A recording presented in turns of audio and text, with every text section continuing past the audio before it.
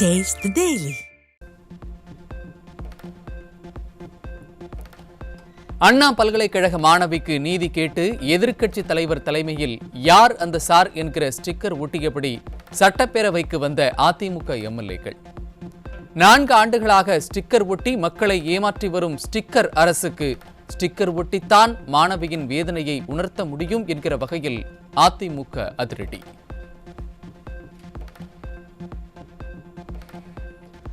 உறங்கிக் கொண்டிருக்கும் திராவிட மாடலை தட்டி எழுப்பும் விதமாக சட்டசபையில் மாணவிக்கு நீதி கேட்டு முழக்கமிட்ட அதிமுக சட்டமன்ற உறுப்பினர்கள். எதிர்க்கட்சி தலைவர் எதிர்கொள்ள முடியாமல் அதிமுகவினரை வெளியேற்றி அராஜகத்தில் ஈடுபட்ட திராவிட மாடல். திராணியற்ற திராவிட மாடல் அரசு அதிமுக சட்டமன்ற உறுப்பினர்களை வெளியேற்றிய நிலையில் மாணவிக்கு நீதி கேட்ட சட்டப்பேரவை வளாகத்தில் முழக்கமிட்ட அதிமுக எம்எல்ஏக்கள். எதிர்க்கட்சி தலைவர் எடப்பாடி கே பழனிசாமி தலைமையில் வேண்டும் வேண்டும் நீதி வேண்டும் என விண்ணதிர முழக்கங்களை எழுப்பினர்.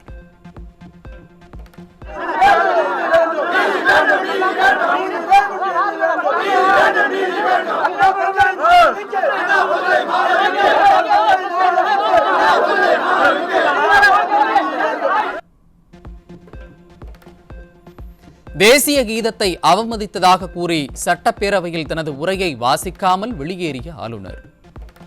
திறனற்ற திராவிட மாடல் அரசு தேசிய கீதத்தை கூட மதிக்காதா என மக்கள் கேள்வி.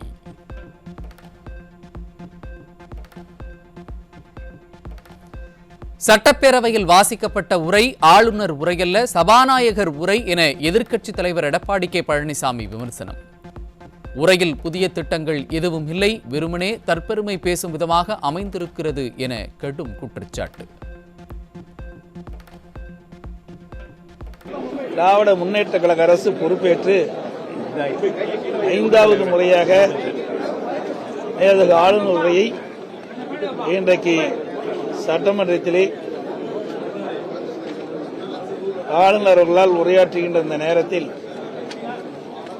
அவர் உரையாற்ற முடியாமல் வெளியேறிய பிறகு சபாநாயகர் உரையாற்றுகின்றார். நம்முடைய வரலாற்றிலேயே சபாநாயகர் உரையாற்றுவது முதல் முறை.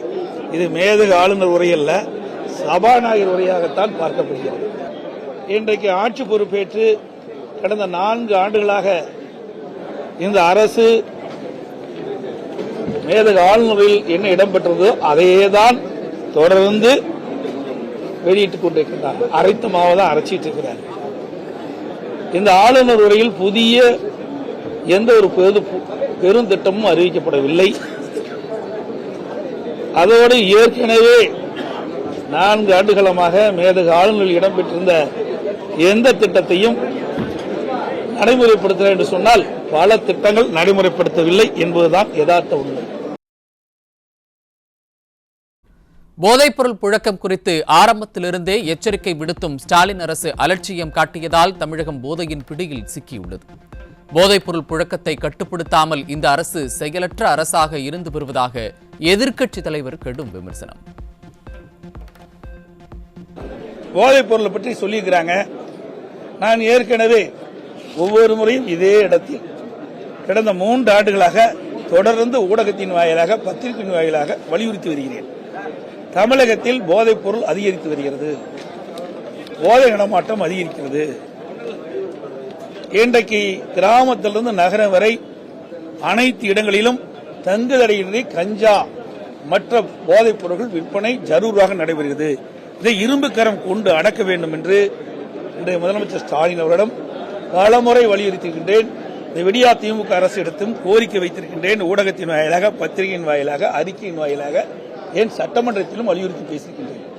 இதை முறையாக நடவடிக்கை எடுக்கப்பட்டிருந்தால் இதை தடுத்து நிறுத்தியிருக்கலாம். ஆனால் அதையெல்லாம் பொருட்படுத்தாமல் இருக்கின்ற காரணத்தினாலே இன்றைக்கு தமிழகத்தில் போதைப் பொருள் நிறைந்த மாநிலமாக காட்சியளித்தது. இன்றைக்கு முதலமைச்சர் தொலைக்காட்சியின் வாயிலாக குறிப்பிடுகிறார், போதையின் பாதையில் செல்லாதீர்கள்.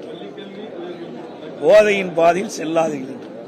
இதை நாங்கள் குறிப்பிடுகின்ற பொழுதே 3 ஆண்டுக்கு முன்பே இந்த அரசு எச்சரிக்கையுடன் செயல்பட்டிருந்தால் இன்றைக்கு இளைஞர்கள் மாணவர்கள் பாதிப்புக்குள்ளாயிருக்க மாட்டார்கள்.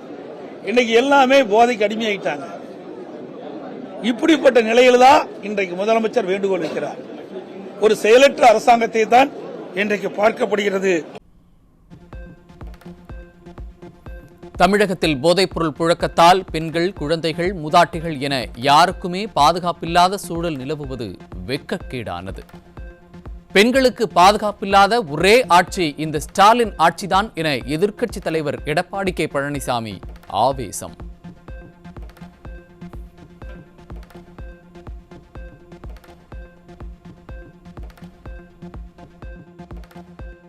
இந்த கஞ்சா போதையினால்தான் சிறுமிகள், பெண்கள், வயதான பாட்டி கூட பாலியல் கொடுமைக்கு ஆளாக்கப்படுகிறது.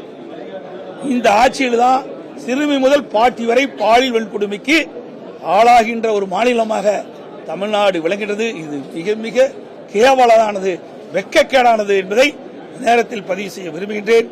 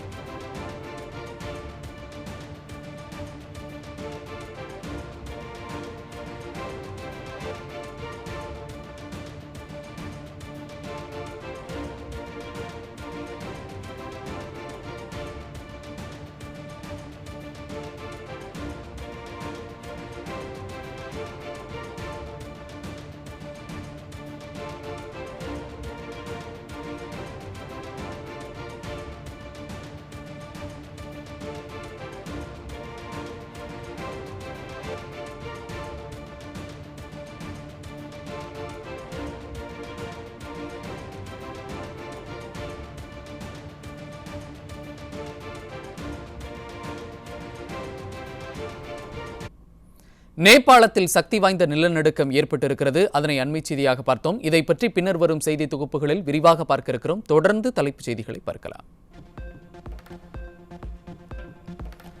கருப்பை கண்டு ஸ்டாலின் அஞ்சி நடுங்குவதாக எதிர்க்கட்சித் தலைவர் எடப்பாடி கே பழனிசாமி விமர்சனம்.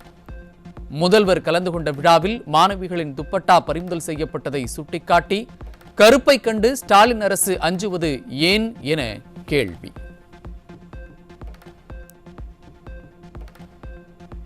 ஒரு நிகழ்ச்சியில முதலமைச்சர் கலந்துக்கிட்டாங்க. அந்த நிகழ்ச்சியில மாணவிகள் அணிந்திருந்த துப்பட்டாவை கழுத்து வச்சுட்டு தான் அந்த நிகழ்ச்சியில் பங்கு பெற வேண்டும் என்று ஒரு ஆணை பிறப்பித்து, அந்த ஆணைக்கு இணங்க கருப்பு துப்பட்டா அணிஞ்சிங்கெல்லாம் அதை வெளியில வச்சுட்டு தான் அந்த நிகழ்ச்சியில பங்கு பெற்றாங்க. இன்றைக்கு இருக்கின்ற முதலமைச்சர் ஸ்டாலின் அவர்கள் கருப்பை கண்டால் ஏன் இவ்வளவு அச்சப்படுகிறார், ஏன் இவ்வளவு அதிர்ச்சிக்கு உள்ளாகிறார்? அந்த கருப்பு துப்பட்டாவை மேலே அணிந்து வந்தால் அந்த மாணவியை எடுத்து கருப்பு கொடியாக பயன்படுத்த அச்சம் ஏதோ இருப்பதை போல்தான் கருத வேண்டிய ஒரு சூழ்நிலை இருக்கிறது. அந்த அளவுக்கு முதலமைச்சர் அவர்கள் பயந்து போய் இருக்கின்றார். அண்ணா பல்கலைக்கழக மாணவி பாலியல் வன்கொடுமை விவகாரத்தில் ஸ்டாலின் அரசு குற்றவாளிகளை காப்பாற்ற நினைப்பதாக எதிர்க்கட்சித் தலைவர் குற்றச்சாட்டு. யார் அந்த சார் என கேள்வி எழுப்பினால் ஸ்டாலின் அரசு பதற்றம் அடைவதாக எதிர்க்கட்சித் தலைவர் எடப்பாடி கே பழனிசாமி விமர்சனம். சார், நாங்க தான் பதாகை எடுத்துக்கிட்டு போய் இந்த அரசுடைய கவனத்தை ஈர்க்க வேண்டும். இனியும் இந்த அரசு தூங்கிக் கொண்டு இருக்கக்கூடாது என்ற விழிப்புணர்வை ஏற்படுத்த வேண்டும் என்றுதான் இந்த பதாகை கொண்டு போகணும். யார் அந்த சார்? ஏன் இந்த அரசு பதட்டப்படும்? மாத்தி மாத்தி அமைச்சர்கள் அறிக்கை விட்டு இருக்கிறாங்க. யார் அந்த சார் என்று கேட்டா இவங்களுக்கு ஏன் இவ்வளவு கோபம் வருது? இன்றைக்கு பாலியல் வன்கொடுமைக்கு சம்பந்தப்பட்டவர்களை சட்டத்தின் முன் நிறுத்தப்பட்டு அவர்களுக்கு உரிய தண்டனை பெற்றுத் தருவது இந்த அரசுடைய கடமையா இருக்கணும். ஆனால் யாரையோ காப்பாற்றுவதற்கு இந்த அரசு முயற்சி செய்வது என்பதுதான் மக்களுடைய சந்தேகம். அதனாலதான் இன்றைக்கு ஒட்டுமொத்த தமிழகம் மட்டுமல்ல, இந்தியாவே யார் அந்த சார் என்று கேட்கின்ற அளவிற்கு மக்கள் குரல் ஒலித்திட்டு இருக்கு. தமிழகத்தில் பெண் குழந்தைகளை பெற்றெடுத்த பெற்றோர் கொதித்துக் கொண்டிருக்கையில் ஸ்டாலின் அரசு கள்ள மௌனம் காக்கிறது. குற்ற உணர்வு இருப்பதால் ஸ்டாலின் அரசு பேச மறுக்கிறது என எதிர்க்கட்சித் தலைவர் எடப்பாடி கே பழனிசாமி கடும் விமர்சனம். இன்றைக்கு பெண் குழந்தையை பெற்றெடுத்த ஒவ்வொரு குடும்பத்தைச் சேர்ந்த பெற்றோர்களும் கொதிப்படைந்திருக்கின்றார்கள். அண்ணா பல்கலைக்கழகம் என்பது ஒரு அடையாளம். இன்னைக்கு தமிழ்நாட்டுடைய பல்கலைக்கழகத்துக்கெல்லாம் ஒரு அடையாளமாக திகழ்வது அண்ணா பல்கலைக்கழகம். இன்னைக்கு புகழ்பெற்ற பல்கலைக்கழகம். இந்த பல்கலைக்கழகத்தை படித்தவர்கள் அறிஞராக இருக்கிறாங்க. இன்றைக்கு இந்த நாட்டுக்கு வழிகாட்டியாக இருக்கக்கூடிய உயர்கல்வி படிக்கக்கூடிய பொறியியல் கல்வி படிக்கக்கூடிய மாணவ மாணவிகள் எல்லாம் ஒரு தரமான கல்வி மூலமாக அண்ணா பல்கலைக்கழகம் அடையாளம் காட்டப்பட்டது. அப்படிப்பட்ட பல்கலைக்கழகத்தில் ஒரு பெண் பாலியல் சீண்டலுக்கு உட்படுத்திட்டான்னு சொன்னா இந்த அரசாங்கம் என்ன செய்ய வேண்டும்? இந்த முதலமைச்சர் உரிய முறையில் நடவடிக்கை எடுக்க வேண்டும். எதையுமே சொல்லல. தப்பு இருக்குது, குற்ற உணர்வு இருக்குது. அதனாலதான் அவர்களால் பேச முடியும். ஸ்டாலின் அரசு போராட்டங்களையும் ஆர்ப்பாட்டங்களையும் முடக்கும் அரசாக செயல்படுகிறது. திமுகவின் கூட்டணி கட்சிகளுக்கு கூட போராட்டம் நடத்த அனுமதி மறுக்கப்படுவதாக எதிர்க்கட்சித் தலைவர் விமர்சனம். ஒவ்வொரு முறையும் போராட்டம் பண்ணுகின்ற பொழுது எப்பொழுதுமே அனுமதி கொடுப்பதே கிடையாது. இன்னும் சொல்ல போன பொன்மலைச்சம்பல் புரட்சி தலைவர் எம்ஜிஆருடைய பிறந்தநாள் விழா, இதேதையும் புரட்சி தலைவர் அம்மாவுடைய பிறந்த விழா, அந்த பொதுக்கூட்டத்துக்கு கூட இந்த அரசாங்கம் அனுமதி கொடுக்கிறது இல்ல. கரூர்ல பாத்தீங்கன்னா ஒவ்வொரு முறையும் நீதிமன்றம் சென்று பர்மிஷன் வாங்கி தான் கூட்டம் நடத்துறோம். இப்படிப்பட்ட அவலம் தான் தமிழகத்தில் இருக்குது. ஆனால் அனைத்து இந்திய அண்ணா திராவிட முன்னேற்ற கழக அரசு இருக்கின்ற பொழுது ஆயிரக்கணக்கான போராட்டத்துக்கு நான் அனுமதி கொடுத்தேன். கொஞ்சம் லஞ்சம் இல்லைங்க. எல்லா ஊடகத்தையும் தெரியும், பத்திரிகையும் தெரியும். நாங்க கொள்கை விளக்க குறிப்பிலே நாங்க தெரிவிச்சிருக்கிறோம். அனைத்து இந்திய அண்ணா திராவிட முன்னேற்ற கழக ஆட்சி இருக்கின்ற பொழுது இது ஒரு ஜனநாயக நாடு. இந்த ஜனநாயக நாட்டில் ஒவ்வொருவருக்கும் ஒரு உரிமை உண்டு. ஜனநாயக முறைப்படி போராட்டம் நடத்துவதற்கு அனைத்து இந்திய அண்ணா திராவிட முன்னேற்ற கழக அரசில் அனுமதி கொடுத்த அரசாங்கம் அண்ணா திமுக அரசாங்கம். இந்த அரசாங்கம் அப்படி இல்ல. எதுக்குமே அனுமதி கொடுப்பதில்ல. கூட்டணி கட்சிக்கே அனுமதி கொடுப்பதில்லை. இன்றைக்கு இடது கம்யூனிஸ்ட் மார்க்சிஸ்ட் கம்யூனிஸ்ட் அதனுடைய முன்னாள் தலைவர் கே பாலகிருஷ்ணன் அவர்கள் ஒரு கருத்து சொன்னார். அவருக்கு ஏற்பட்ட அந்த பாதிப்புக்குள்ளான கருத்தை தான் சொல்றார். அது கூட உரிமை கிடையாது. சேலம் மாவட்டம் மேட்டூரில் அடிப்படை வசதிகளை நிறைவேற்றாத நகராட்சி நிர்வாகம் மற்றும் விடியா அரசை கண்டித்து அதிமுக சார்பில் மாபெரும் கண்டன ஆர்ப்பாட்டம். வரும் 9ஆம் தேதி மேட்டூர் நகராட்சி அலுவலகம் அருகே மாபெரும் கண்டன ஆர்ப்பாட்டம் நடைபெறும் என அதிமுக பொதுச் செயலாளர் அறிவிப்பு.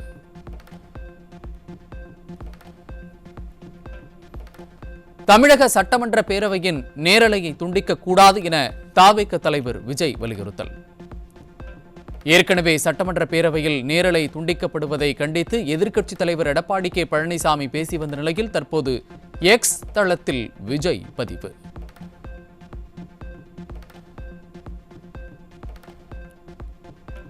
அண்ணா பல்கலைக்கழக மாணவி பாலியல் வன்கொடுமை வழக்கில் கைதான ஞானசேகரன் கோவில் நிலத்தை ஆக்கிரமித்து வீடு கட்டியுள்ளது கண்டுபிடிப்பு. கோவில் நிலத்தை ஆக்கிரமித்த திமுக பிரமுகர் ஞானசேகரன் மீது இதற்கு முன்பே நடவடிக்கை எடுக்காதது ஏன் என அறநிலையத்துறைக்கு மக்கள் கேள்வி. திமுக அமைச்சர் ஐ பெரியசாமி அவரது மனைவி மகன்கள் மீதான சொத்து குவிப்பு வழக்கு. சொத்து குவிப்பு வழக்கில் தீர்ப்பை ஒத்தி வைத்தது சென்னை உயர்நீதிமன்றம். தென்காசி மாவட்டம் சங்கரன் கோவில் அருகே விற்பனைக்காக கொண்டு செல்லப்பட்ட 14 கிலோ கஞ்சா சிக்கியது. நிர்வாக திறனற்ற ஸ்டாலின் அரசின் உளவுத்துறை உறங்கிக் கொண்டிருப்பதால் போதைப் பொருளின் புழக்கம் அதிகரித்து விட்டதாக மக்கள் புகார். சென்னை அடுத்த பூவிருந்தவல்லி அருகே கண்டெய்னரில் கடத்திச் செல்லப்பட்ட 6.5 டன் குட்கா சிக்கியது. திமுக ஆட்சியில் தமிழகம் போதைப் பொருட்களின் குடோனாக மாறி வருவதாக மக்கள் குற்றச்சாட்டு. கோவை மாவட்டம் ரத்தினபுரியில் ராக்கெட் ராஜாவின் கூட்டாளி மெத்தபெட்டமைனுடன் சிக்கினார். திமுக ஆட்சியில் காவல்துறை கும்பகர்ண தூக்கத்தில் இருப்பதால் மெத்தபெட்டமைன் போன்ற போதைப் பொருட்கள் தொடர்ந்து புழக்கத்தில் இருந்து வருவதாக குற்றச்சாட்டு. சேலம் அருகே விபத்திற்குள்ளான காரில் இருந்து 3 லட்சம் ரூபாய் மதிப்பிலான பான் பராக் மற்றும் புகையிலை பொருட்கள் பறிமுதல். ஸ்டாலின் கட்டுப்பாட்டில் இருக்கின்ற காவல்துறை மீது சிறிதும் பயம் இல்லாததால் போதைப்பொருள் புழக்கம் அதிகரித்து வருவதாக குற்றச்சாட்டு. கள்ளக்குறிச்சி கள்ளச்சாராய உயிரிழப்புகள் குறித்த வழக்கில் தவறிழைக்கும் மதுவிலக்கு போலீசார் மீது என்ன நடவடிக்கை எடுக்கப்பட்டது என தமிழக அரசுக்கு சென்னை உயர்நீதிமன்றம் கேள்வி. மதுவிலக்கு போலீசார் பதிவு செய்யும் வழக்குகளில் பாதிக்கு மேல் ஜோடிக்கப்பட்டவை எனவும் முதன்மை குற்றவாளிகள் கைது செய்யப்படுவதில்லை எனவும் உயர்நீதிமன்றம் விமர்சனம். கள்ளக்குறிச்சி விஷசாராய வழக்கில் 18 பேர் மீதான குண்டர் சட்டத்தை ரத்து செய்து உயர்நீதிமன்றம் உத்தரவு. அண்ணாநகர் சிறுமி பாலியல் வன்கொடுமை வழக்கில் மேல்முறையீடு செய்தது போல குண்டர் சட்டம் ரத்து செய்யப்பட்டதை எதிர்த்து உச்சநீதிமன்றத்தில் மேல்முறையீடு செய்யுமா திராவிட மாடல் அரசு என உயிரிழந்தவர்களின் குடும்பத்தினர் கேள்வி.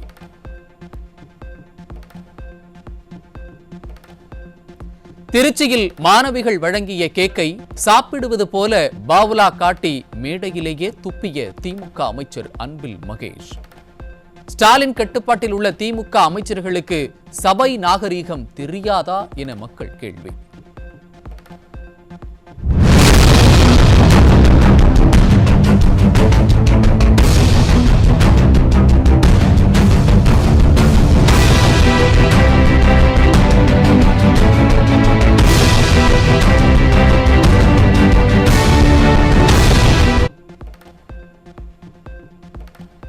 மதுரை மாவட்டம் வாடிப்பட்டியில் இருசக்கர வாகனத்தை இலவசமாக பழுது நீக்க கூறி ஒர்க் ஷாப் உரிமையாளரை தாக்கிய காவல்துறை உதவி ஆய்வாளர். திமுக உடன்பிறப்புகளைப் போன்று அராஜகத்தில் ஈடுபடும் காவல்துறை உதவி ஆய்வாளர் மீது உரிய நடவடிக்கை எடுக்க வேண்டும் என வலியுறுத்தல்.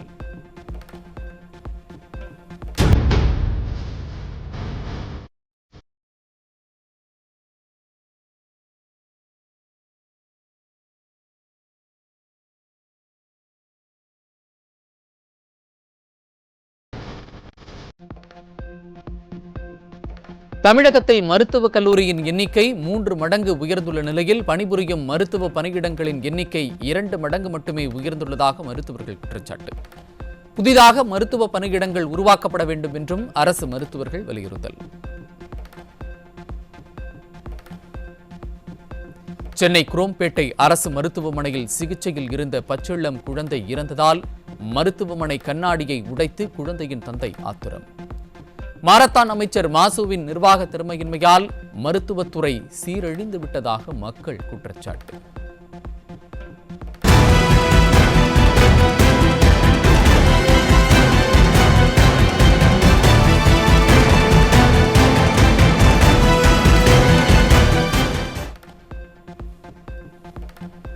சென்னை தாம்பரத்திலிருந்து கும்பகோணம் சென்ற விரைவு ரயிலில் பயணச்சீட்டு பரிசோதகர் பெண்ணுக்கு பாலியல் தொல்லை கொடுத்ததாக புகார். மைனாரிட்டி பாஜக ஆட்சியில் பெண்கள் ரயிலில் செல்லவே அச்சப்படும் அவலம்.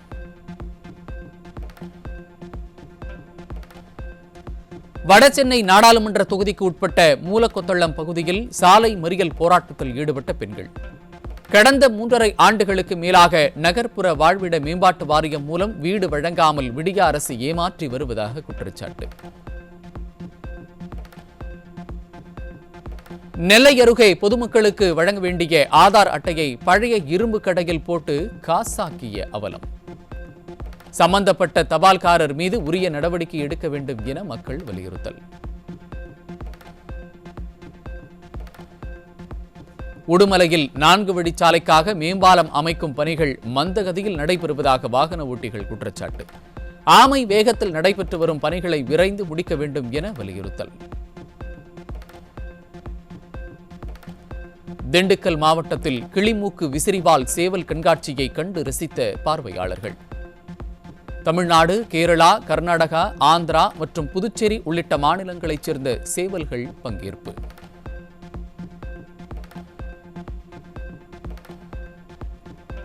திண்டுக்கல்லில் 250 கிலோ கெட்டுப்போன கோழி மற்றும் மீன் இறைச்சி சிக்கியதால் பொதுமக்கள் அதிர்ச்சி. நிர்வாக திறனற்ற திமுக ஆட்சியில் உணவு பாதுகாப்புத் துறையினர் இறைச்சி கடைகளில் ஆய்வு செய்யாததால் இதுபோன்ற அவலம் தொடர்வதாக மக்கள் குற்றச்சாட்டு. சென்னையில் 2 குழந்தைகள் HMPV வைரஸ் தொற்றால் பாதிப்பு. நிர்வாக திறனற்ற ஸ்டாலின் அரசின் சுகாதாரத்துறை ஆழ்ந்த தூக்கத்திலிருந்து விழித்தெழுந்து முன்னெச்சரிக்கை நடவடிக்கை மேற்கொள்ள மக்கள் வலியுறுத்தல்.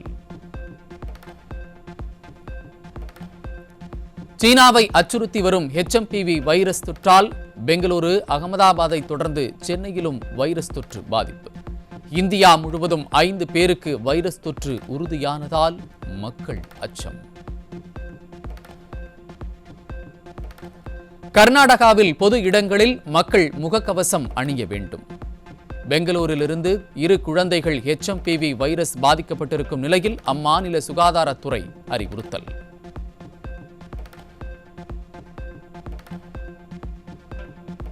இரண்டு செயற்கைக்கோள்களை ஒன்றாக இணைக்கும் இஸ்ரோவின் சோதனை திட்டம் ஒத்திவைப்பு. சோதனை வரும் 9ஆம் தேதி நடைபெறும் என இஸ்ரோ அறிவிப்பு. விண்வெளியில் சுற்றி வரும் PSLV C-60 ராக்கெட்டின் ஒரு பகுதியில் துளிர்விட்ட காராமணி பயிரின் இலை. கிராப்ஸ் ஆய்வு கருவியில் 8 காராமணி விதைகள் 4 நாட்களில் முளைத்திருந்த நிலையில் தற்போது பயிர் இலை விட்டுள்ளதாக இஸ்ரோ அறிவிப்பு.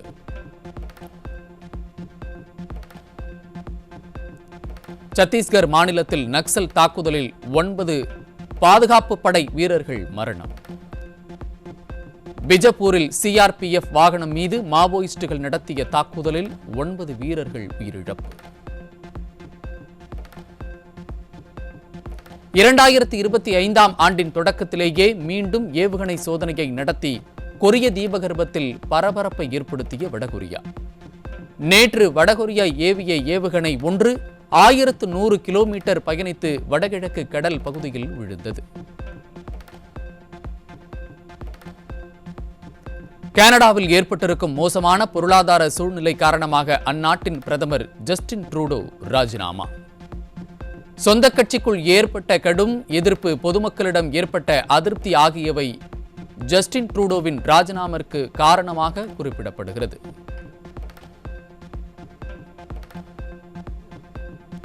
அமெரிக்காவின் மிசோரி, இண்டியானா, வெர்ஜீனியா, இலோனியிஸ் உட்பட பல்வேறு மாகாணங்களில் பனிப்புயல்.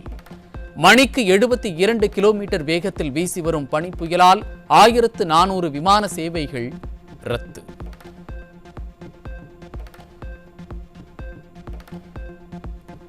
ஆப்பிரிக்க நாடான காங்கோவில் ஆயுதமேந்தி கொள்ளை முயற்சியில் ஈடுபட்ட 172 பேருக்கு மரண தண்டனை நிறைவேற்றப்பட இருப்பதாக தகவல். அந்நாட்டின் சட்டம் ஒழுங்கை நெறிப்படுத்த இம்முடிவு எடுக்கப்பட்டிருப்பதாக தகவல் வெளியான நிலையில் உலகம் முழுவதும் இருக்கின்ற மனித உரிமை ஆர்வலர்கள் கண்டனம்.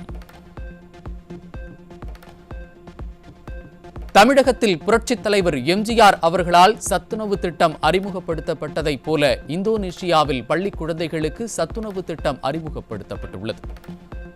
குழந்தைகளிடையே நிலவும் ஊட்டச்சத்து குறைபாட்டை நீக்குவதற்காக இத்திட்டம் அறிமுகப்படுத்தப்பட்டுள்ளதாக அந்நாட்டு அரசு அறிவிப்பு.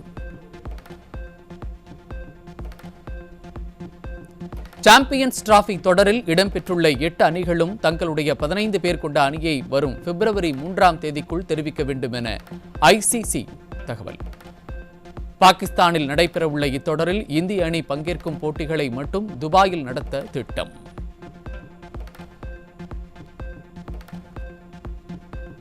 மகாராஷ்டிரா மாநிலத்தில் நடைபெற்ற உள்ளூர் கிரிக்கெட் தொடரில் 9 பந்துகளில் 35 ரன்களை விளாசிய வீரரை பாராட்டும் விதமாக 500 ரூபாய் நோட்டுகளை அள்ளி வீசிய ரசிகர். மைதானத்தில் இருந்த பணத்தை எடுக்க ரசிகர்கள் முண்டியடித்ததால் பரபரப்பு.